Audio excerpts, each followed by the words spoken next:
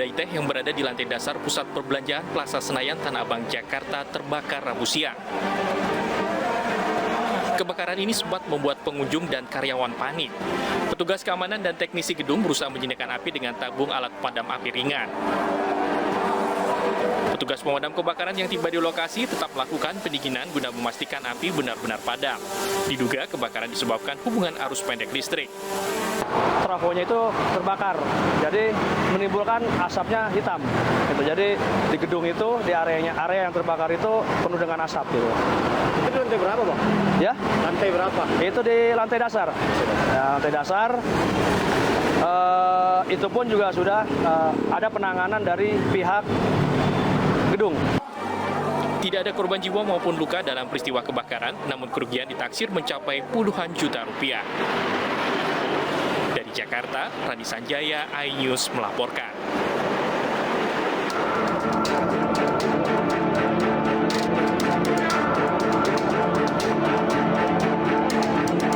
Kobaran api dengan cepat membakar sebuah bangunan 2 lantai yang merupakan agen sembako di Jalan Muara Baru, Jakarta Utara.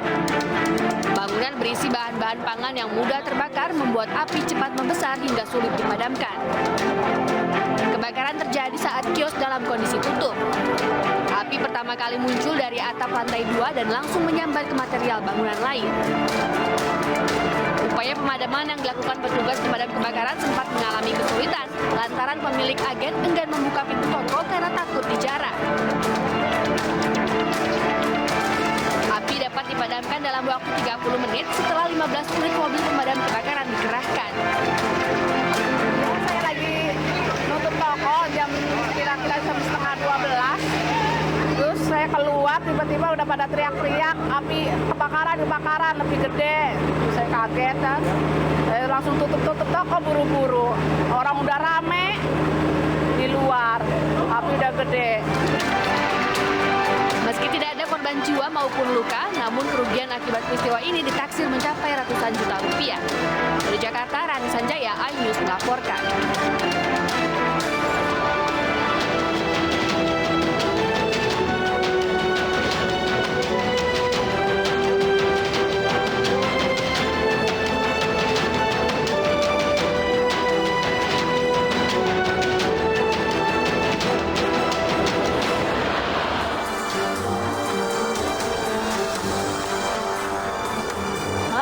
Selamat pagi pemirsa, selamat datang di Lapor Polisi. Anda lapor, kami sampaikan sebuah program yang bertujuan untuk wadah untuk aspirasi, keluhan, laporan dan apresiasi kepada pihak kepolisian di seluruh Nusantara. Bersama saya Arlisa Hadi dan juga saya Aldi Hawari. Selama 1 jam ke depan kami juga akan membahas sejumlah topik hukum dan kriminal yang menjadi topik hangat pembicaraan masyarakat di sekitar kita dan juga di media sosial. Dan kami juga membuka laporan pengaduan masyarakat yang bisa Anda akses kapanpun kepada kami melalui sejumlah channel kami, yaitu ada di Instagram resmi Lapor Polisi, yaitu di @laporpolisi, kemudian ada _iNews dan juga @official iNews. Dan pemirsa, Anda juga bisa menghubungi kami melalui email laporpolisi.inews@gmail.com. Jangan lupa menggunakan hashtag #laporpolisi. Baik, kita langsung saja ke informasi pertama. Ada apa ini, Aris? Ya, ini ada informasi mengenai tabrakan beruntun yang melibatkan 3 truk kontainer nih, terjadi di Kabupaten Bekasi, Jawa Barat. Ya, tabrakan ini terjadi akibat truk yang mengerem mendadak saat menghindari kendaraan lainnya yang berputar arah. Dengan mobil. Kecelakaan beruntun terjadi di Jalan Raya Rengas, Bandung, Desa Tanjung Baru, Kecamatan Cikarang Timur, Kabupaten Bekasi, Jawa Barat. Sebuah truk bermuatan galon ditabrak dari belakang oleh truk kontainer lain yang sedang konvoy. Menurut pengakuan supir truk, peristiwa tabrakan terjadi saat truk yang dikendarainya menghindari sebuah kendaraan yang tengah berputar arah. Hal ini mengakibatkan tabrakan beruntun karena truk di belakang telat mengantisipasi kendaraan di depan yang mengerem mendadak. Peristiwa ini pun mengakibatkan 1 orang mengalami luka berat akibat terhimpit bagian depan truk dan terkena pecahan kaca. Ya kan di depannya kan berhenti kontainer. Masih jalan yang itu, yang memutar. Ada parkiran. Ya. Terus? Itu, ya berhenti. Posisi jauh sama kontainer depan. Saya dalam bahaya, yang belakang mendorong saya. Saya nabrak, saya mendorong depan. Dorong. Ya. Ini ada berapa berapa mobil Bang yang ini? Ya yang belakang mah 2. Kalau yang depan saya doang. Berarti ada 3 mobil yang ini. Dari tabrakan motor kita beralih ke geng motor. Pemirsa, ini ada 9 anggota geng motor yang diamankan polisi setelah dilaporkan menganiaya seorang remaja di bawah umur di Cilegon, Banten. Dan akibat kejadian ini dikabarkan bahwa korban mengalami sejumlah luka di tubuhnya akibat sabetan senjata tajam.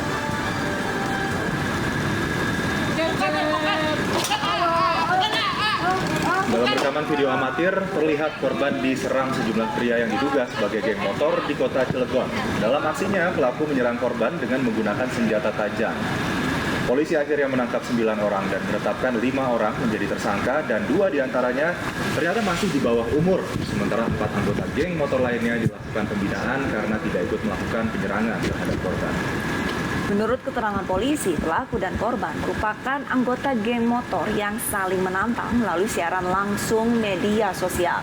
Saat itu, 2 rekan korban berhasil melarikan diri, sementara korban mengalami sejumlah luka sabetan senjata tajam karena dianiaya oleh para pelaku. Saat ini, korban masih menjalani perawatan intensif di RSUD Cilegon dan mendapatkan 10 jahitan di tangan kanan, imbas tebasan senjata tajam dan 5 jahitan di bagian perut sebelah kanan.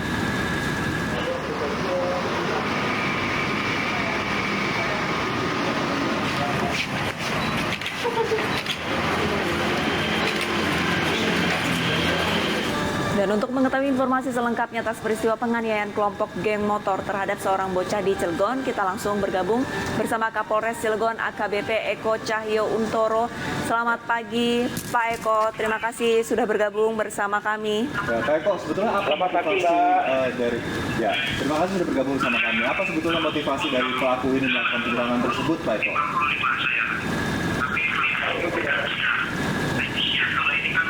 Ya, Mbak.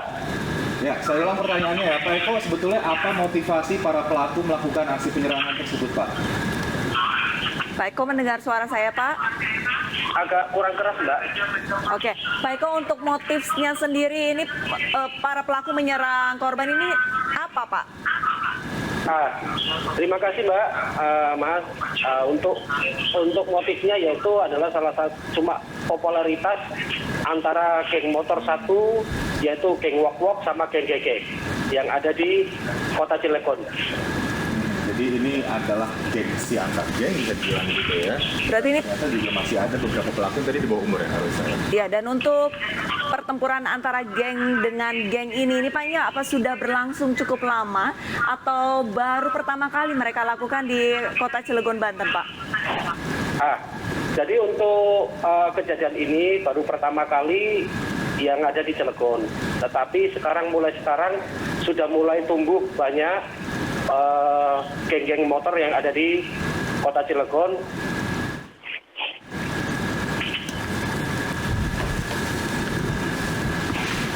Pak Eko, untuk para pelaku ini kan ada yang di bawah umur. Nah, ini bagaimana proses pemeriksaannya ataupun nanti sanksi yang akan diberikannya, apakah beda atau disamakan nih, Pak? Gimana, Mbak? Para pelaku kan terdapat ada yang masih di bawah umur. Untuk pemeriksaannya sendiri dibedakan atau tidak, Pak? Tadi dibedakan karena dia di bawah umur, Mbak. Untuk tersangka sendiri ada 5 tersangka, 5 tersangka dan 4 wajib lapor. Karena yang 4 ini hanya mengantarkan yang 5 tersangka ini ke TKP dan untuk menyerang kepada korban. Untuk korban sendiri masih usia 15 tahun. Untuk lukanya ada di bagian kepala, tangan, dan paha. Oke, Pak Eko, ini kalau kita mengantisipasi ya agar tidak terjadi kejadian serupa, apa imbauan kemudian yang disampaikan kepada masyarakat dan mungkin sebagai bahan pembelajaran juga nih Pak untuk generasi muda di sekitar Cilegon, Banten agar tidak melakukan aksi yang sama begitu? Oke, terima kasih.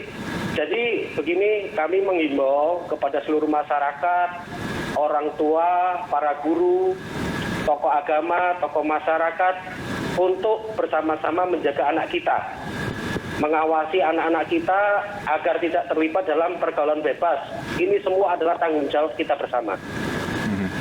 Oke, baik. Ini semoga didengarkan oleh para remaja yang saat ini tengah menonton ya program kita pada pagi hari ini. Semoga tidak terulang lagi aksi saling serang karena gengsi geng motor ini. Terima kasih Pak Eko Cahyo atas informasinya. Terima kasih, Mas. Salam sehat Pak. Salam presisi.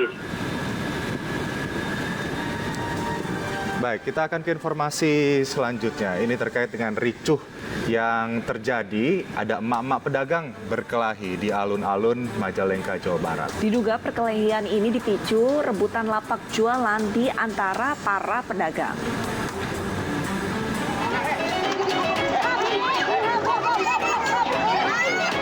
Beginilah video amatir warga yang memperlihatkan emak-emak saling pukul di alun-alun Majalengka, Jawa Barat.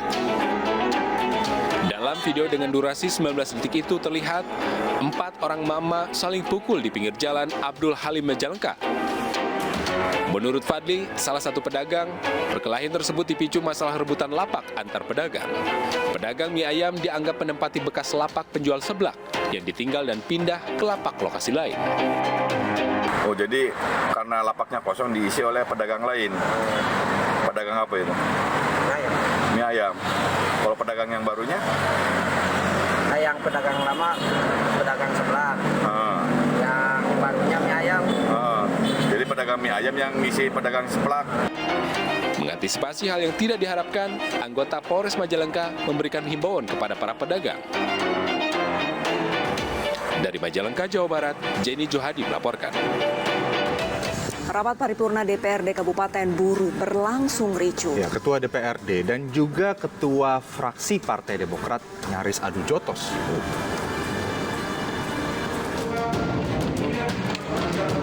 Ketua DPRD Kabupaten Buru dan Ketua Fraksi Bubolo asal Partai Demokrat nyaris adu jotos saat rapat paripurna penyampaian pendapat akhir fraksi serta laporan pertanggungjawaban APBD tahun anggaran 2021 tengah berlangsung. Dalam rekaman video, 2 wakil rakyat tersebut saling serang dan hampir saja baku hantam. Beruntung wakil rakyat yang lain mampu melerai kedua anggota legislatif tersebut.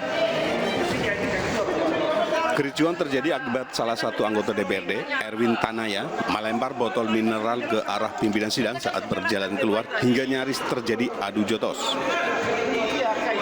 Perubahan pimpinan fraksi, yang mana pimpinan fraksi itu yang diparipurnakan tidak sesuai karena apa? Tidak dilakukan melalui partai politik koalisi. Namun kemudian keributan itu terjadi karena mic sudah dimatikan, tidak diberi kesempatan untuk beta mau bicara, lalu beta keluar. Guna meredakan emosi di antara 2 anggota DPRD itu, Erwin Tanaya langsung dibawa keluar dari ruang sidang. Dari Ambon, Maluku, Nurdin Abdullah, iNews melaporkan.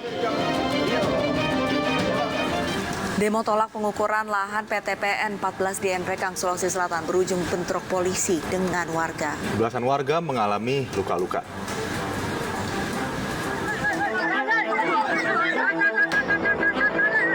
Polisi dan pengunjuk rasa terlibat bentrok setelah warga menolak pengukuran lahan PT PN 14 di Nrekang, Sulawesi Selatan. Warga menghadang polisi dan petugas pertanahan saat akan mengukur lahan eks hak guna usaha. Warga desa Maiwa mengklaim tanah eks hak guna usaha yang kini menjadi sengketa sudah lama dikelola petani.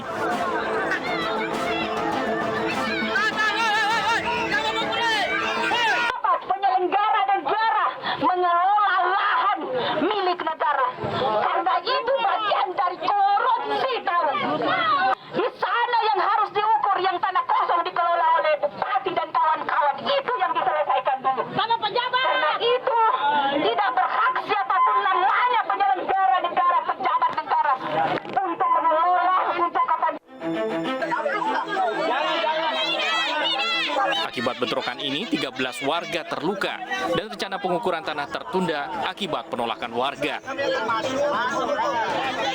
Dari Nrekang, Sulawesi Selatan, Jufrito Napa, iNews melaporkan. 2 kelompok pelajar saling pukul di depan salah satu sekolah di Pinrang, Sulawesi Selatan. Nah, saling pukul ataupun adu jotos ini ternyata dipicu pelajar lain yang masuk ke lingkungan sekolah dengan melompat pagar dan merokok dalam kelas.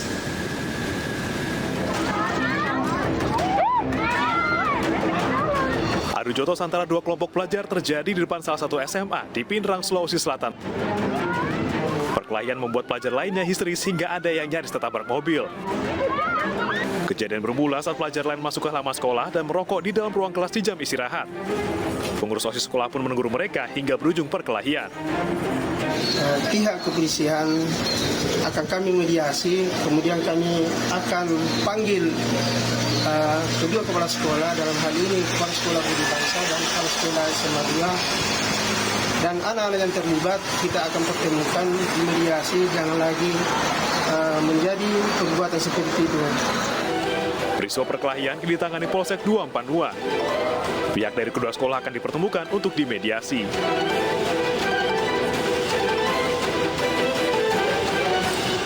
Kita beralih ke informasi lain, pemirsa. Sopir odong-odong yang terlibat kecelakaan maut dengan kereta api di perlintasan tanpa palang pintu ditetapkan sebagai tersangka. Dari keterangan saksi, saat berkendara, sopir odong-odong memutar musik dengan suara yang cukup besar. Para penumpang meminta tersangka tidak melintasi jalur yang akan dilintasi kereta api. Namun, sopir tidak mengindahkan peringatan para korban tersebut. Tersangka diketahui tidak memiliki SIM A dalam mengendarai roda 4, sehingga dapat dikualifikasikan tidak cakap dalam berkendara. Sesuai dengan alat bukti yang telah dikumpulkan, dilakukan penahanan selama 20 hari ke depan. Sejak hari ini juga pasca penetapan tersangka, maka terhadap saudara JL telah dilakukan penahanan selama 20 hari ke depan, sehingga dapat diperpanjang untuk masa 2 kali 30 hari penahanan. Seperti itu. Baik, Anda jangan kemana-mana, usai jeda kami masih akan kembali dengan informasi terkait Polres Pelabuhan Belawan melepaskan tembakan gas air mata kedua kelompok remaja yang terlibat tawuran di Medan, Belawan, Sumatera Utara. Informasi selengkapnya akan kami hadirkan usai jeda.